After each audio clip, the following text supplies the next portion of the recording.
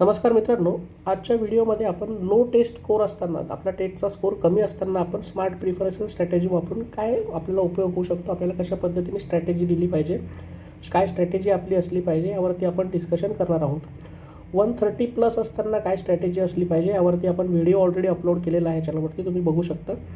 हा mostly low taste scores ज्यांना आहे त्यांची काय स्ट्रॅटेजी असली पाहिजे की जेणेकरून आपले चान्सेस जास्तीत जास्त वाढतील. याची 100% सिलेक्शन चान्सेस तर कोणी तुम्हाला देऊ शकत नाही आजच्या काळामध्ये, पण आपण काय स्ट्रॅटेजी असली पाहिजे प्रिफरन्सेस देताना, कारण आजच्या काळामध्ये आपले फक्त मार्क्स असून आपल्याला चालणार नाही, तर प्रिफरन्सेससुद्धा लिमिटेड असल्यामुळे 100 आणि 50च प्रिफरन्सेस आपल्याला द्यायचे आहेत. तर हे 100 अशा ठिकाणी दिले गेल्या पाहिजे जिथे आपला स्कोर व्यवस्थित फिट होतो. जर तुम्हाला 120 मार्क आहेत, 121 मार्क आहेत, 130+ जे तुमचे मार्क्स असतील तर तशा पद्धतीने आपल्याला प्रिफरन्सेस दिले पाहिजेत. यावरती आपण आज डिस्कशन करणार आहोत. कमी मार्क्स असले म्हणजे संधी संपली नाही मित्रांनो, आपल्याला योग्य रणनीतीचा वापर करणं खूप गरजेचं आहे प्रिफरन्सेस देत असताना. तर आता सगळ्यात पहिले आपण वास्तव स्वीकारणार आहेत की आपल्याला कमी मार्क्स आहेत मित्रांनो. लो मेरिट्स म्हणजे नक्की काय आपल्याला हे समजून घेणं खूप गरजेचं आहे. तर हे जे उच्च स्पर्धा असलेले जे क्षेत्र आहेत ते आपल्यासाठी रेड झोन असणार आहेत, ते आपल्यासाठी थोडंसं डेंजरस आहेत. हे जर आपण प्राधान्यक्रम द्यायचे ठरवले, सगळेच जर प्राधान्यक्रम जे आहेत आपण आता विदाऊट इंटरव्ह्यूसाठी डिस्कस करूयात. विथ इंटरव्ह्यूसाठी मी तुम्हाला डिफरंट व्हिडिओमध्ये गाईड करेल. त्यासाठी प्लेलिस्ट पण बनवलेल्या आहेत आपण वेगवेगळ्या ॲनालिसिसच्या, त्या पण तुम्ही चॅनलवरती जाऊन चेक करू शकता. तर आता हाय रिस्क वॉर्निंग काय मित्रांनो, तर अशा गुणांवर हाय कॉम्पिटिशन भागात अर्ज करणे ही सर्वात मोठी रिस्क असणार आहे आपली. जिथे सगळ्यात जास्त कॉम्पिटिशन आहे तिथे प्राधान्यक्रम देणे ही आपल्याला रिस्कच असणार आहे. तर कशा पद्धतीने द्यायचे त्याच आपण डिटेलमध्ये डिस्कस आता करणार आहोत. अपेक्षित कट ऑफच्या जवळचा आपला स्कोर असला पाहिजे. म्हणजे काय, तुमचा स्कोर अपेक्षित कट ऑफच्या सीमारेषेवर किंवा त्यापेक्षा थोडा कमी असला पाहिजे. म्हणजे मागच्या वेळेस जिथे कट ऑफ 130 लागला असेल किंवा जिथे 120 असेल आणि तुम्हाला याच्यापेक्षा जास्त मार्क्स असतील, यावेळेस 135 असतील किंवा जिथे 120 आहे तिथे तुम्हाला 130 मार्क्स असतील, तर अशा ठिकाणी प्राधान्यक्रम दिल्याने आपले चान्सेस वाढू शकतात. आणि त्याचं ॲनालिसिस कसं करणार आहात तर ते आपण चॅनलवरती दिलेले आहेत. तसे व्हिडिओज ॲनालिसिस करून सगळे जिल्हा परिषद, महानगरपालिका आणि नगरपालिका याचे ॲनालिसिस व्हिडिओज मी चॅनलवरती अपलोड ऑलरेडी केलेले आहेत. आणि टेलिग्राम चॅनलला या PDFs आहेत जेणेकरून तुम्ही स्वतः ते ॲनालिसिस करू शकता. तर आपल्याला हे ॲनालिसिस करणं खूप गरजेचं असणार आहे. आणि स्ट्रॅटेजी काय असलेली जे प्रिफरन्स देताना ते आता आपण डिटेलमध्ये डिस्कस करूयात. आता जे लो मेरिट उमेदवार आहेत, ज्यांना सगळ्यात कमी मार्क आहेत, सगळ्यात मोठ्या चुका आपल्या काय होतात तर आपण भावनांवरती बेस्ड डिसिजन घेतो मित्रांनो. आपल्याला आता भावनिक डिसिजन घेऊन चालणार नाही, कारण हे जे प्रिफरन्सेसची स्ट्रॅटेजी आहे ही पूर्ण सायंटिफिक आणि प्रोबॅबिलिटी बेस्ड तुमची असली पाहिजे. फक्त ड्रीम डिस्ट्रिक्ट निवडणे किंवा स्वतःचे जिल्हे किंवा त्या जिल्ह्याच्या आजूबाजूचे जिल्हे निवडून चालणार नाही. आपल्याला सगळं व्यवस्थित ॲनालिसिस करणार आहे की आपला जो स्कोर आहे, जो कुठला आपला स्कोर असेल त्या स्कोरमध्ये आपल्या कॅटेगरीनुसार, आपल्या पोस्टनुसार कशा पद्धतीने मागच्या वेळेस कट ऑफ होते ॲनालिसिस करून ते आपल्याला निवडक 100 प्रिफरन्सेस द्यायचे आहेत. मी डिटेलमध्ये तुम्हाला सांगणार आहे या व्हिडिओमध्येच की कशा पद्धतीने ते द्यायचे आहेत. अर्बन एरियाजवर जास्त फोकस करणे, जिथे स्पर्धा सर्वाधिक आहे, ही चूक आपल्याला टाळायची की फक्त अर्बनच प्रिफरन्सेस दिले, 100चे 100 प्रिफरन्सेस असे दिले की जिथे आपले मार्क्स असतील ते बसणारच नाही, आपल्यापेक्षा जास्त मार्क्सवरती तिथे कट ऑफ लागेल. तर असे सगळे प्रिफरन्सेस देऊन आपल्याला चालणार नाही मित्रांनो. आणि कोणाच्या दबावाले खाली टाकून किंवा कोणी पण सांगतंय म्हणून, इवन मी पण तुम्हाला यूट्यूबवरती एक्सप्लेन करतो, हे प्रोबॅबिलिटी बेस्ड सायंटिफिक ॲनालिसिस आहे मित्रांनो. तुम्हाला स्वतः ॲनालिसिस करणं खूप गरजेचं आहे, कारण प्रत्येकाची इथे कॅटेगरी वेगळी आहे, प्रत्येकाचा सब्जेक्ट वेगळा आहे, प्रत्येकाची पोस्ट वेगळी आहे, एलिजिबिलिटी, कोणाकडे वेगवेगळं हॉरिझॉन्टल रिझर्वेशन आहे, कोणाकडे वेगळं पॅरलल रिझर्वेशन आहे.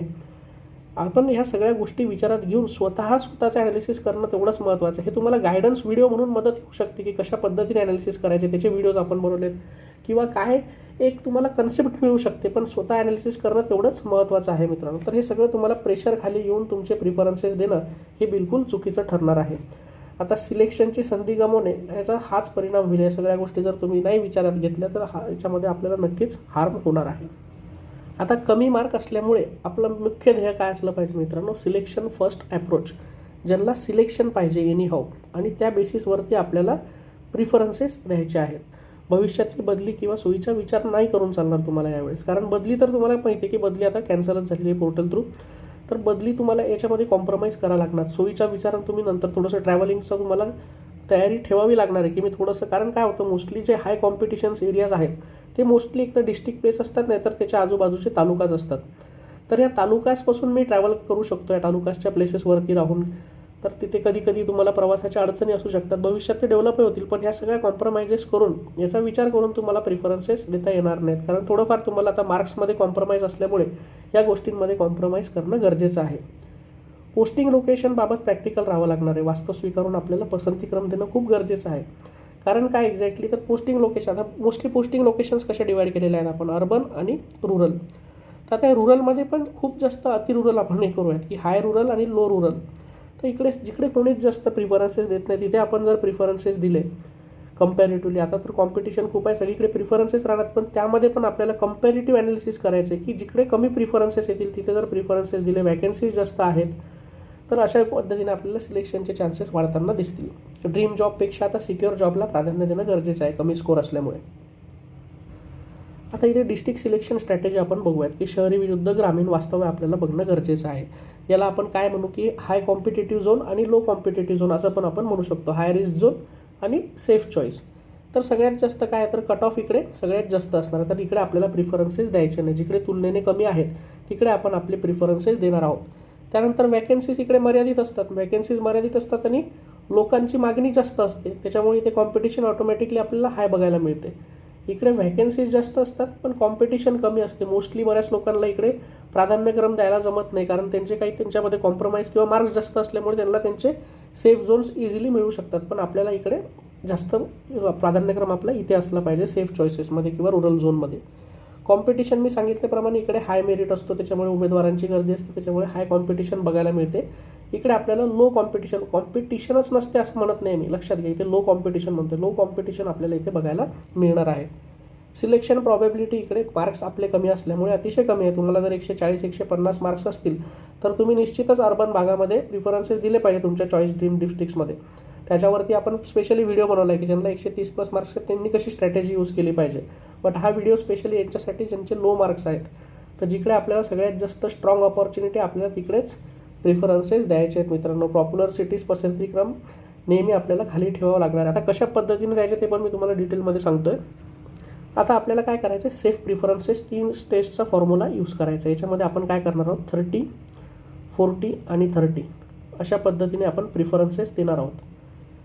ड्रीम डिस्ट्रिक्ट जे आहेत तुमचे, होम डिस्ट्रिक्ट आपण म्हणतो, हे बिलकुलच द्यायचे असं नाहीत. हे 30मध्ये आपण हे डिस्ट्रिक्ट टाकणार आहोत, जे आपले काही निवडक ड्रीम प्रिफरन्सेस आहेत ते तुम्हाला इथे सुरुवातीलाच टाकून द्यायचे आहेत. पहिले 30 टाकताना खूपच कमी मार्क्स असतील, 100 असतील, 100पेक्षा कमी असतील, तर याला त्या हिशोबाने कमी जास्त करत चला. याला 20 करा, याला 60 करा आणि याला 20 करा. अशा पद्धतीने तुम्हाला हे ॲडजस्ट स्वतःहून करणं गरजेचं आहे. आपापल्या मार्क्सनुसार असा रेशिओ डिसाईड करा, 130, 120, 110, 100 आणि अशा पद्धतीने तुम्हाला हे प्रिफरन्सेस ॲडजस्ट करायचे आहेत. 20, 60, 20, 30, 40, 30, परत इकडे 20 करा, 60 करा, इकडे 20 करा.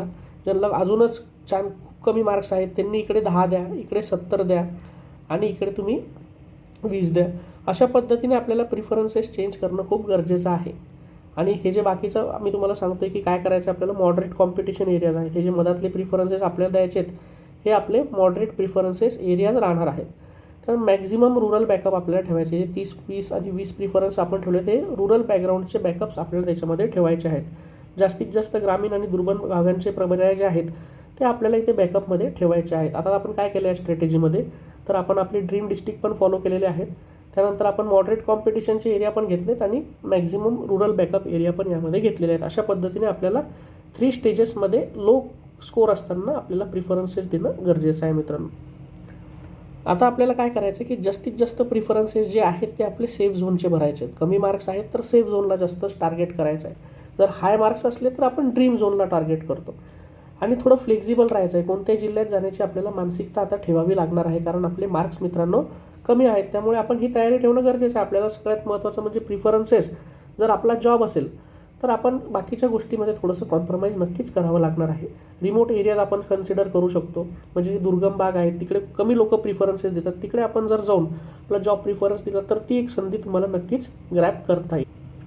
आता प्रिफरन्सेस देत असताना काही अजून गोष्टी आपल्याला लक्षात घेणं गरजेचं आहे. फक्त जॉबच प्रिफरन्सेस आहे असं बरेच वेळा कमी होतं.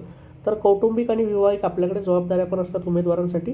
तर आपल्याला एक बॅलन्स्ड अप्रोचसुद्धा ठेवणं गरजेचं आहे मित्रांनो. तुम्हाला ह्या गोष्टी नंतर तुम्हाला रिग्रेट नाही झालं पाहिजे की मी इकडे जॉईन तर झालो आता, बट मला हे सगळे प्रॉब्लेम्स लाईफमध्ये येत आहेत. जसं की नोकरीची हमी पण आपल्याला लक्षात घ्यायची आहे आणि कौटुंबिक वास्तव पण आपल्याला लक्षात घेणं गरजेचं आहे.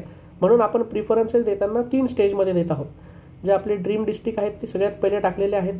त्यानंतर आपण मॉडरेट कॉम्पिटेटिव्ह एरियाज घेतलेत आणि मग नंतर आपण लो कॉम्पिटेटिव्ह एरियाजला फोकस करत आहोत. फक्त आपण याचे नंबर्स चेंज करत आहोत. इकडे आपण 20 दिले, इकडे आपण 60 दिले आणि इकडे नंतर आपण 20 देणार आहोत. अशा पद्धतीने आपल्याला ते डिव्हिजन करणं गरजेचं आहे. त्याला आपण प्रॅक्टिकल बॅलन्स म्हणतो. प्रॅक्टिकल बॅलन्स साधणं खूप आपल्याला गरजेचं आहे. पसंतीक्रम भरताना कुटुंबाची परिस्थिती विचारात घ्या, त्यांच्यासोबत डिस्कस करा तुमच्या फॅमिलीसोबत. जेव्हा तुम्हाला प्रिफरन्सेस जनरेट होतील तेव्हा त्याची प्रिंटआउट काढा मित्रांनो. त्याची प्रिंट काढता येते आपल्याला PDF. मी तुम्हाला एक्सप्लेन करेल की कशा पद्धतीने त्याची प्रिंट काढायची. ॲडव्हर्टाईज जी आहे प्रत्येक ती पण तुम्हाला कशी ॲनालिसिस करायची त्याच्यावरती एक व्हिडिओ बनवेल. त्यानंतर तुम्ही जे डेली ट्रॅव्हल तुम्हाला लागणार आहे, जिथे तुम्ही जिल्हा निवडत आहात किंवा जी लोकेशन निवडत आहात, तिथे रोजचा प्रवास हा तुमच्यासाठी प्रॅक्टिकल आहे का, हे बघणं खूप गरजेचं आहे. जे प्रिफरन्सेस आहेत नुसतं प्रवासच नाही तर तुम्हाला तिकडे इन्फ्रास्ट्रक्चर फॅसिलिटीज ज्या असतील ते टाऊन असेल, तुमची मानसिक तयारी तिथे जायची असली पाहिजे. नोकरी मिळवणे महत्त्वाचे आहेच, पण पर्सनल लाईफ आणि नोकरीचे यात समतोल राखता येईल असेच पर्याय तुम्ही निवडले पाहिजे. आता काय असतं की प्रत्येकाचं हे वेगवेगळं असू शकतं. जे कोणाची कॉम्प्रोमाइज करायची कॅपॅसिटी किती आहे त्यानुसार आपल्याला प्रिफरन्सेस द्यायचे आहेत. जेवढं जास्त तुम्ही कॉम्प्रोमाइज करसाल तेवढं जास्त तुमचे सिलेक्शनचे चान्सेस लो मार्क्स असल्यामुळे वाढू शकतात. आता आपण काय करूयात की कम्पॅरेटिव्ह ॲनालिसिस करू की आपण तुम्ही कोणत्या प्रकारचे उमेदवार आहात. आता 2 प्रकारचे उमेदवार असतात. तर आपल्याला काय करायचं की काही लोक मागील कट ऑफकडे दुर्लक्ष करत आहेत मित्रांनो. मी असं म्हणत नाही की मागच्या वेळेस जो कट ऑफ लागला तोच लागणार आहे, पण प्रिफरन्सेस देत असताना मागचा कट ऑफ जर ॲनालिसिस करता आला तर आपल्याला लक्षात येतं की vacancies plus previous year cut off हे जर आपण ॲनालिसिस केलं तर आपल्याला आत्ताच्या वेळेस योग्य प्राधान्यक्रम द्यायला नक्कीच मदत होते. काही लोक फक्त स्वतःच्या होम डिस्ट्रिक्टमध्ये पर्याय भरतात. जे 100 प्रिफरन्सेस आहेत ते तुम्ही जवळचेच किंवा आसपासच्याच त्या उद्देशाने भरतात, तर हे नक्कीच आपल्याला लॉसमध्ये नेऊ शकतं. कारण आपला स्कोर लो आहे. स्कोर जर हाय असला तर मी नक्कीच म्हणेल की तुम्ही होम डिस्ट्रिक्ट किंवा आसपासचे डिस्ट्रिक्ट्स पहिले भरा. आणि सामाजिक दबावाखाली किंवा यूट्यूबवरती कोणी सांगते म्हणून किंवा तुमच्या स्वतः ॲनालिसिस करा मित्रांनो. तुमच्या आजूबाजूला स्कूल्स असतील, तिथे लोक पवित्र पोर्टल थ्रू सिलेक्ट झालेले आहेत, ऑलरेडी काम करतात. त्यांना जाऊन सांगा की मला हे प्रिफरन्सेस जनरेट झालेत, मला काय पॉसिबिलिटीज आहेत. किंवा स्वतः आपल्या टेलिग्राम चॅनल, कोणाला विचारायचं सुद्धा काम नाही. मी तुम्हाला टेलिग्राम चॅनलवरती PDF टाकलेले आहेत, ते स्वतः तुम्ही ॲनालिसिस करा. त्या PDF ॲनालिसिस करूनच तुम्हाला लक्षात येईल की हां मी इथे बसू शकतो, इथे वॅकन्सीज एवढ्या होत्या, यावेळेस वॅकन्सीज आहेत किती, हे सगळं तुम्हाला कळणार आहे. तुम्हाला जेव्हा प्रिफरन्सेस जनरेट होतील तेव्हा तुम्हाला तिथले व्हॅकन्सीज पण कळणार आहेत, तुमची पोस्ट, तुमची सगळ्याच गोष्टी तुम्हाला माहीत होतील. स्मार्ट उमेदवार काय, स्मार्ट उमेदवार कसं बनायचं आपल्याला, तर आपल्याला प्रिव्हियस इयर कट ऑफ आणि व्हॅकन्सी ट्रेंडचा अभ्यास करावा लागणार आहे मित्रांनो. त्यानंतर बॅकअप स्ट्रॅटेजी तयार ठेवावी लागणार आहे. जे आपण डिस्ट्रिक्ट्स ठेवलेले आहेत मॉडरेट आणि लो रिस्कचे, ते तुम्हाला प्राधान्यक्रमामध्ये टाकायचे आहेत. त्यानंतर प्रॅक्टिकल निर्णय घ्यायचा आहे मित्रांनो. तुम्हाला इथे सायंटिफिक आणि प्रॅक्टिकल डिसिजन्स घेणं प्रोबॅबिलिटी बेस्ड खूप गरजेचं आहे यावेळेस.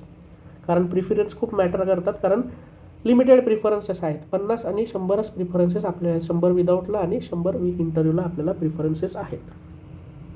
आता प्रिफरन्सेस देताना आपण फायनल चेकलिस्ट बघूया की काय तुम्ही विचार करायचा आहे. प्री सबमिशन डॅशबोर्ड जो मी म्हणतोय की सेफ डिस्ट्रिक्ट्स आपण ॲड केलेले आहेत का, हे तुम्ही तपासून घ्या. जेव्हा तुम्ही प्रिफरन्सेस जनरेट होतील, जेव्हा देणार आहात, आतापासून पण तुम्ही एक लिस्ट तयार करून ठेवू शकता. जसं तुमचा कट ऑफचा ॲनालिसिसचा अभ्यास होत जाईल, तुम्ही तयार करून ठेवू शकता की माझा स्कोर्स कुठे कुठे एक्झॅक्टली बसत होता व्यवस्थित मागच्या वेळेसच्या कट ऑफनुसार.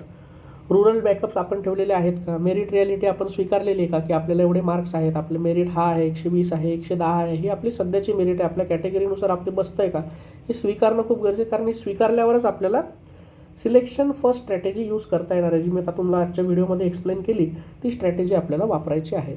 यापैकी एकही बॉक्स नो असेल किंवा यापैकी एकही पर्याय तुम्ही केला नसेल तर परत एकदा तुम्ही या गोष्टी व्यवस्थित ॲनालिसिस करा आणि तुमचे पसंतीक्रम परत जेव्हा तुम्ही देसाल तेव्हा ते व्यवस्थित वारंवार तपासून घेऊन जे एक्सपर्ट असतील त्यांच्याकडनं ॲनालिसिस करून घ्या. तुमच्या फॅमिलीसोबत डिस्कस करा, फ्रेंड्ससोबत डिस्कस करा. कारण प्रिफरन्सेस दिले, एकदा लॉक केले तुम्ही की तुम्हाला ते चेंज करता येत नाही. तिथे तुम्हाला जॉब मिळेल आणि लोकेशन वगैरे कुठल्याही गोष्टी त्यावरती सगळ्या गोष्टी डिपेंड असणार आहे भविष्यातल्या. तर हे प्रिफरन्सेस इम्पॉर्टंटली व्यवस्थित देणं खूप गरजेचं ठरणार आहे मित्रांनो. आता अंतिम म्हणजे फायनल डिसिजन मी तुम्हाला सांगतो मित्रांनो. लो मेरिट म्हणजे अपयश नाही. आपल्याला मार्क कमी म्हणजे आपण अनसक्सेसफुल आहोत कोणीच नाही सांगू शकत. अजून व्हॅकन्सीजच नाही कोणाला माहिती मित्रांनो. जेव्हा व्हॅकन्सीज माहीत होतील आणि जेव्हा कट ऑफ लागतील, जेव्हा मेरिट लिस्ट लागेल, तेव्हा आपल्याला कळेल की कितीवरती कट ऑफ लागला आहे. त्याच्यामुळे लो मार्क आणि हाय मार्क सध्या तरी कोणी सांगू शकत नाही. पण आपण जे आता मागच्या वर्षीनुसार ॲनालिसिस केलं तर 130+ आणि 130 बिलो असं आपण टार्गेट केले. तर दोन्हीचे व्हिडिओ मी टाकलेले आहेत. 130+ ज्यांना आहेत त्यांनी पण कशा पद्धतीने द्यायचे आणि आजचा व्हिडिओ तर आपण पर्टिक्युलरली लो मेरिटवरतीच फोकस केला आहे. तर चुकीचा पसंतीक्रम हा सर्वात मोठा धोका आहे. कमी मार्क असणे हा धोका नाही मित्रांनो. पसंतीक्रम कशा पद्धतीने येतात, स्मार्ट प्रिफरन्सेस फिलिंगनी कमी गुणांवरही सिलेक्शन नक्की होऊ शकतं मित्रांनो. हे प्रूव्ह झालेलं आहे मागच्या वेळेस 2022च्या भरतीमध्ये. हे प्रूव्ह झालेलं आहे की काही लोकांना कमी मार्क्स असूनसुद्धा त्यांनी प्रिफरन्सेस व्यवस्थित भरलेत म्हणून त्यांना सिलेक्शन झालेलं आहे. आणि यावेळेस पण तीच सिच्युएशन बघायला मिळेल. रॅदर त्यापेक्षा आपल्याला डेंजरस सिच्युएशन बघायला मिळू शकते, कारण 50 आणि 100च प्रिफरन्सेस आहेत, लिमिटेड प्रिफरन्सेस आहेत. त्याच्यामुळे जास्त मार्कवाला एखाद्या वेळेस लागणार नाही आणि कमी मार्कवाला आपल्याला सिलेक्ट झालेला दिसेल. ही नक्की तुम्हाला सिच्युएशन बघायला मिळेल. जेव्हा मेरिट लिस्ट लागेल तेव्हा तुम्ही बघू शकता की काही ठिकाणी लो मार्क्स असूनही मुलांनी सिलेक्शन्स घेतलेले आहेत स्मार्ट प्रिफरन्सेस फिलिंगच्या बेसिसवरती. जे उमेदवार प्रॅक्टिकल निर्णय घेतात तेच पवित्र पोर्टलवरती नेहमी सेफ राहतात. मित्रांनो, तुमचे काही डाऊट्स असतील तर कमेंट सेक्शनमध्ये नक्की विचारा. PDF टेलिग्राम चॅनलला जॉईन करा. इथे सगळे तुम्हाला PDFs अवेलेबल आहेत ॲनालिसिस करायसाठी. आणि व्हिडिओ आवडला असेल तर व्हिडिओला लाईक करायला विसरू नका. आणि तुम्हाला कुठल्या बेसिसवरती कुठलं अजून गायडन्स पाहिजे असेल तर त्याचे तुम्ही टॉपिक्स मेन्शन करा, म्हणजे आपण त्याच्यावरती तुम्हाला व्हिडिओज बनवून आपण मार्गदर्शन किंवा डिस्कस करू शकतो. धन्यवाद.